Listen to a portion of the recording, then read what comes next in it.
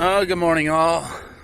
Venture Brad here, doing the ALCAN thing, and you may notice I am scraping ice off the inside of my windshield. Yeah, that's because it was moving moss cold last night. Yes, it was. Look at this. I had my heater running. I had an issue with my heater. We'll talk about here in a little bit. I had my heater running all night. Oh, look at that stuff. That's just gnarliness. Heater running all night in here. I turn it down to about 65 when I sleep. Or, excuse me, 55. But, this I have window coverings on. And wherever you have window covers, it gets cold out there. So in the effort of being a prudent driver, I want to be able to see as good as I can. So get some of this scraped off. I think I got the mass amount. The rest should go away here in a minute. So yeah, here we are. I wanted to talk to you guys a little bit about the camera will behave. There we are. Hey, Venture Brad here. I wanted to talk to you guys about what it takes to run down the ALCAN in the dead of winter. Right now, we're at Dease Lake, and it was like 20 below last night. Oh yeah. That wakes you up. Like, as soon as you go outside, you don't even need coffee. You're just like, oh! And then your brain just goes numb. It's the strangest feeling, like when you spend a lot of time in the cold, or out in the cold and you're not prepared for it, you try like, oh, get this done real quick. Ooh, there's like this timer that goes off depending on the temperature and what you're wearing, that I've noticed I just start getting like numb in the head, like a little like, blasé, kind of like if you're a scuba diver and you go hypoxic. I've done that one time and I caught that feeling to myself. I noticed that feeling coming up when you're in the cold and you're not prepared. So come on, let me tell you what I'm doing and what I'm up to, and show you how to get through the ALCAN in the winter. Well, one thing you may notice here is I'm in a really old truck, what most people would say. This is a 1990 GMC Suburban 1500 that I've owned for 10 years or so now. I built this truck when I was working at a four-wheel drive shop. It was kind of a no expenses spare. Well, you know, we didn't go crazy, but it was no, I wanted a good solid, originally built it as a tow rig, but never wanted to get stuck towing. So it's obviously four-wheel drive. I don't know, you will not see Adventure Brad only own something that's not four-wheel drive unless it flies or only has two wheels. Or as a Corvette. Brad would like a Corvette. But maybe Brad don't need a Corvette. Brad has too much fun in go-karts. Anyways, back to the truck. Yeah, the truck I just know very well. I've been over it. It's got now 230,000 miles on it. The clock, but no, I've been over it. The thing about this truck, besides that I've been over it, it's simple. I have a milk crate full of a throttle body, a computer, a distributor, ignition coil, you know, a good selection of sensors. I got a bunch of stuff that I carry with the truck, and because the truck is dumb simple, it's fairly easy to troubleshoot issues and problems, so that's a big coolness. But yeah, I have such a hard time turning this camera around. But so troubleshooting issues when you're out on the road like this is a big thing. So let's talk about it. We're coming up on a car. I tend to run towards the center of the road because you have more options there, but coming up you want to move over on somebody. Everybody has bright headlights here, and you need to slow down when you pass somebody too. Trucks, cars aren't a big deal, but if it's a semi, just plan on going slow for the next half mile, because even when it's not snowing, all the snow that's on the road gets kicked up, and it makes just blizzardy madness mess like that. So anyways, I like this old truck. It's four-wheel drive.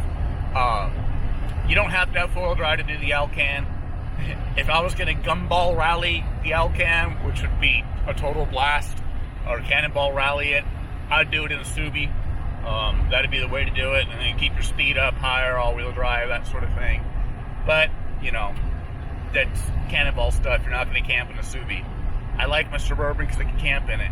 If you're not going to do the hotel thing, and this is, you know, to the boondocking people, how to boondock the ALCAN in the winter, you know, I'm sleeping in the truck, so the Suburban's nice.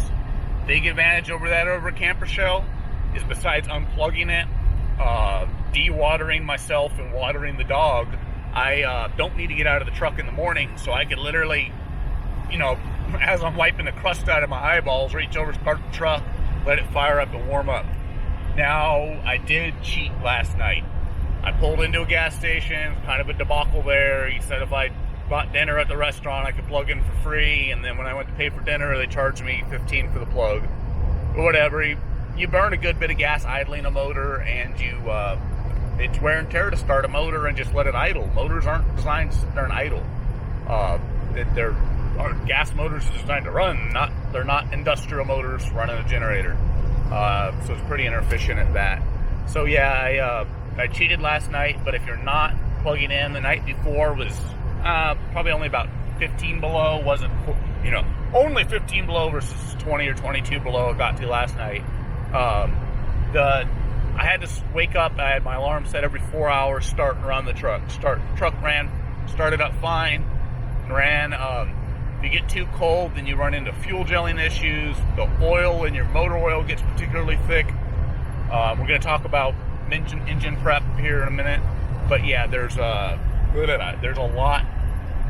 You got to pay attention to a lot out here. Now you guys can see, but it looks like drifting sand, but that's drifting snow out in front. We're, I would say, a 10 to 15 mile an hour quartering tailwind. Coming off our right rear flank. You can see it running at a 45 down the road. You just learn to anticipate things. I have this hill coming up to the right. It's going to turn to the right. If it's continued to be tree lined like this, the road will be like this. But if I come around the corner and it's a frozen over lake here, or an open spot that gets a lot of fetch from the wind, fetch meaning surface area, it's going to draw a lot more snow up, and you can come around a corner and be in a whiteout condition.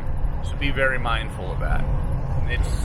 This run here is going to be just short of 4,000 miles to me from Anchorage down to pretty much Baja. I'm going down to Salton Sea for a fly-in.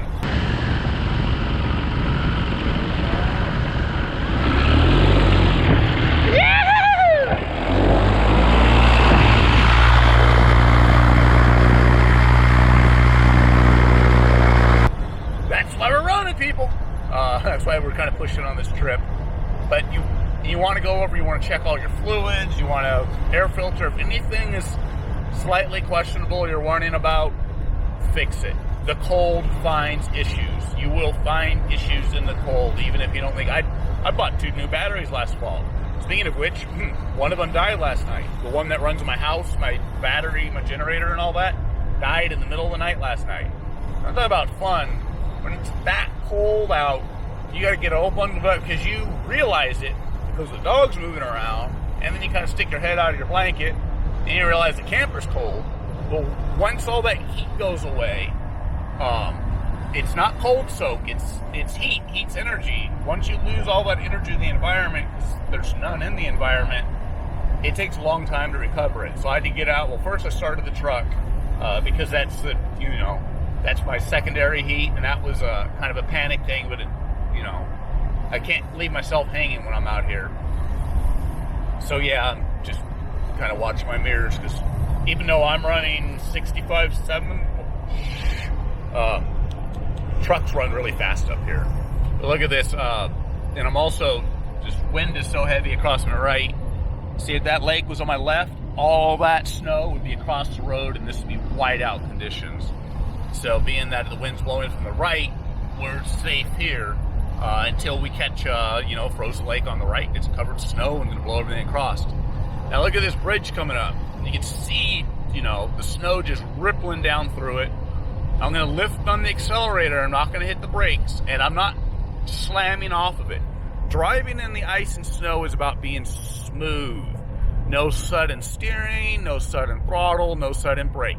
Sudden anything will get you in trouble. Remember that. Stay smooth on every input.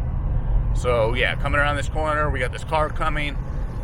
The wind from our right should blow most. Look at that. That's a snow devil, people. That's not a dust devil. That's a snow devil. So what we have here is a truck. So now we're really lucky that we're passing him with our wind to the right, because all that would be in our face and the wind's blowing most of it off the road. So anyways, a lot of people run heavy headlights.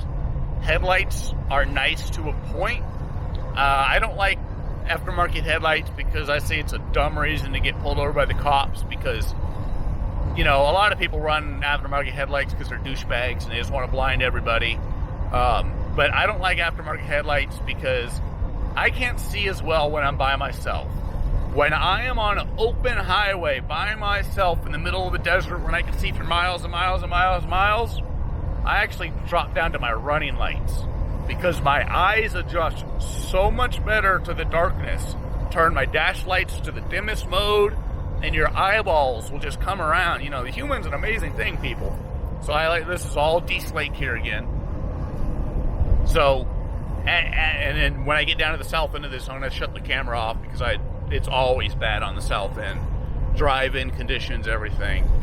But when you let your eyes adjust, you can see better. So being able to just see strictly in the pool of light that you're casting in front of you, now you can see to the sides. I can see lizards and snakes on the roads better. I'm just all around better prepared.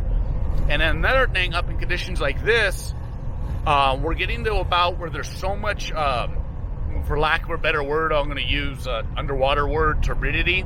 There's so much crap floating around in the air here that that's why fog lights are mounted low on vehicles and are that amber color, is because when things start getting so bright, everything reflects back at you. The light can't actually penetrate through all these little, you got to think of a snowflake. Look at it. It's just a fleck of, it's a prism in every direction. So it just starts violently reflecting light back to you, and you actually make the conditions worse. But, you know, there is a certain condition where you can't drive or it's unsafe. The lines don't matter. The lanes are made up. I'm driving about my driver's hire on the yellow line right now. I'm not going to the white line, not here. So, yeah, recapping. You need to have your vehicle in good shape. You need to be, oil change. Anything that's questionable, you need to go over. I also, on that note, I added a battery tender, which I should have had plugged in. So I was plugged in last night. I was like, it should be fine. One night sitting there, I'm charging every day off the truck's alternator. I wasn't going to run the battery tender. I totally should have plugged that thing in last night. My battery died in the middle of the night, got cold. I had to wake up, do all this scruffling around. Truck fired, sit there for a half hour, run the truck so it could help supplement the little tinder. Then once I got it all going, it got up to 12.5 volts and was able to maintain. We definitely, if we plug in again tonight, I'm going to try to plug in tonight, because it's just hard on the truck. It's hard on me. You don't get a good night's sleep when you wake up every 4 hours to fire it up. So yeah, look at this guy passing. Snow scraper. But you don't get the best sleep, so I'm going to try to, if I can pull it off, plug in again tonight. Hopefully I can. And I'll definitely be running the battery tender. It's on a Y up front. So anyways, Brad's mumbling. Bye-bye. And it made them chuckle. So over the book on tape I'm playing, I wanted to show you guys this whiteout I'm about to drive into. Not of dogs or rocks on road. Fuck, there's no road. Gravel. Snow. One of the Indians shouted with... You guys can tell, but this is pretty wicked conditions right here. The road is stripped dry from the wind. Sims River, Dease Lake. Now we're going to turn into a nice headwind here. And I'm like throttle. I'm not throttled, but I'm 2,200 RPMs. I'm out of overdrive. It's like we're going uphill and we're going flat because of this headwind. You can hear the rocks hitting the truck. Just the wicked amount of wind noise. Kind of fun. But this is something to be expected. The dangerous part here, stopping. It is where it gets real sketchy. You got to keep going forward. You got to stay on your side of the road.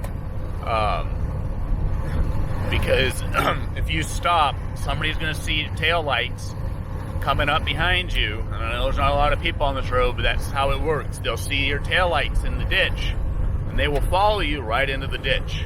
So if you do stop, you get all the way as far as you can off the road, and you turn your lights off, and you go black, and you hope everyone just flings right by you. Because like I said, if you got your taillights on and it's like this, somebody's going to consider, oh, there's somebody going slow in front of me, they're going to follow them. And when visibility back there was only, 55, 75 feet, you would smack somebody before you could tell that, no, they weren't going slow, that you just ran into them. And now you're in an accident because you were trying to not be in an accident. So pay attention to that. Look at this, people.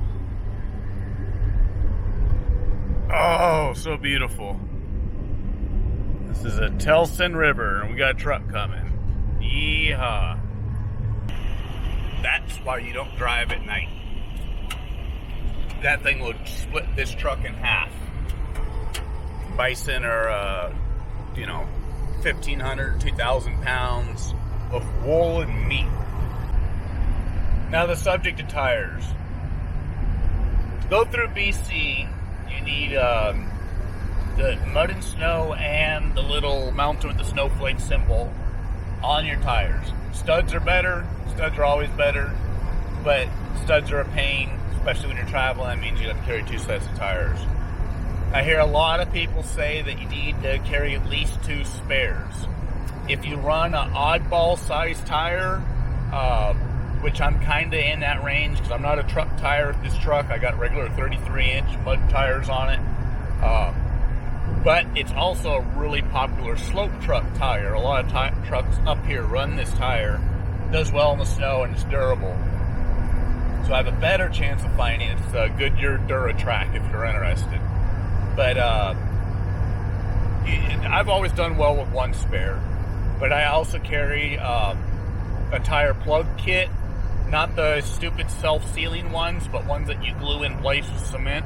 They work a lot better. I carry a compressor, a nice, healthy one.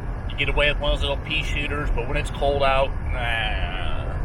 And I carry thread and awl and lots of rubber glue, because we've actually had to do it before, way back on a trail at Deuce Yersham, sew up a sidewall of a tire. You got to do what you got to do. But yeah, tires, you need to have good tires in good shape.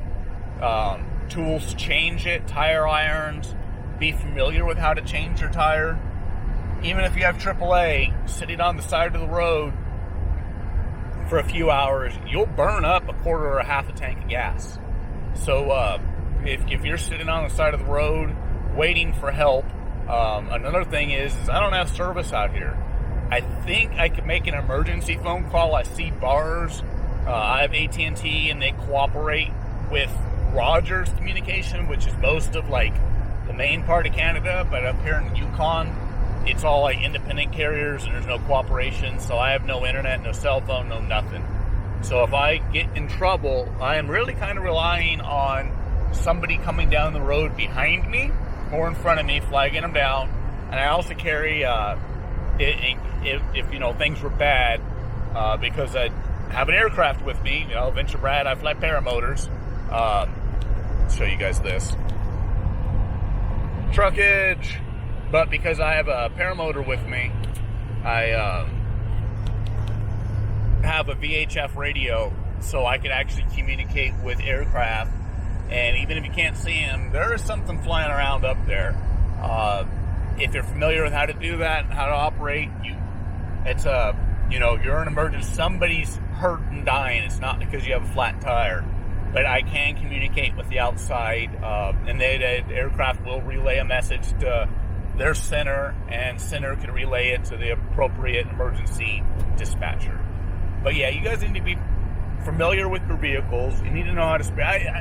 I don't know, people that drive around the city that don't know how to change a spare tire. You need to know you have the right tools.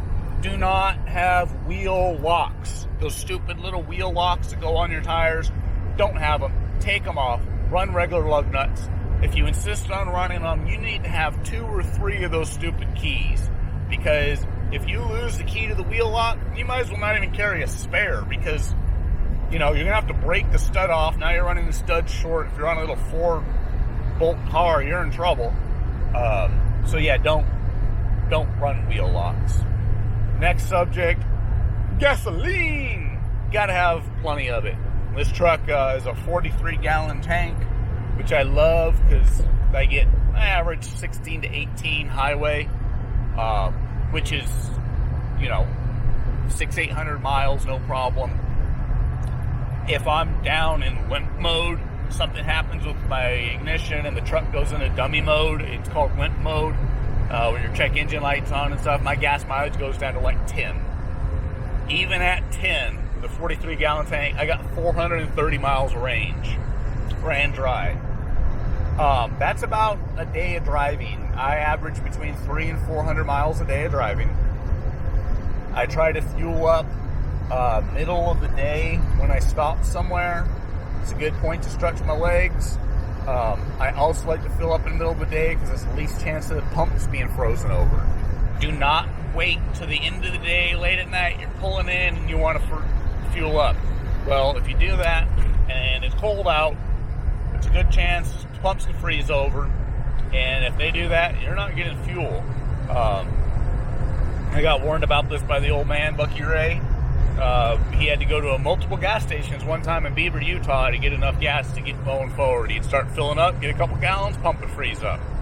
So, yeah, you got to be careful. I've had a pump freeze up on me already. Be mindful of that. Drive on the top half of your tank. Don't worry about getting the cheapest price of gas. It's all going to be expensive through here. The advantage right now is the American dollar is stronger than the Canadian dollar, so you can do a little better. Mileage is always a pain because my truck does gallons. They pump liters of fuel and they charge you loonies and toonies for it. So doing math mileage, it hurts my head too much. Sometimes I'll sit in the evening, sometimes I won't. But yeah, drive on the top of your tank. The next big subject we need to cover here is driving hours. It starts getting light about 8:45, 9, and it's dark by 6. So if you want to cover any miles, you need to be real good at waking up when it's dark out, getting moving, getting whatever your brush, teeth done, clothes done, dog stretching done that you need to do before you go and hit the road. So that way you can take advantage of all the light that you can. You know, it's 10 o'clock right now, and because of all the conditions, there's not much light, but I got plenty of light to see down the road safely. So I'm not worried about things there. And we're just, you know, humming along 70, I think that's 110 clicks or something. I think I'm allowed to go that fast here. Safe for conditions, I don't know. But I can see, I feel that I can stop in this distance. So yeah, we're just going to motor along here. But you want to, you need to maximize your driving hours. So anything that you can do before you start driving and after you stop driving for the day, do it then. Don't waste your time in souvenir shops during driving hours. I ate dinner last night. It was nice to do after night. It was wonderful dinner. But yeah, it just, you got to maximize your time when you stop somewhere. It's not like in the lower 48 where you got all day to drive to cover miles. You don't. And like I said, I only get, today, I might do 400 even with the conditions. But if I get a late start, or if I spend an hour in Walmart or doing something stupid like that, you know, you only get 300 miles a day. But when the trip is, you know, 3,000 miles, in this case it's going to be 3,700, 300 miles a day becomes a, you know, 10, 11 day trip. Yeah, that starts to become wearing, being in a vehicle for 10 or 11 days and not stopping. and another quick stop at Liard.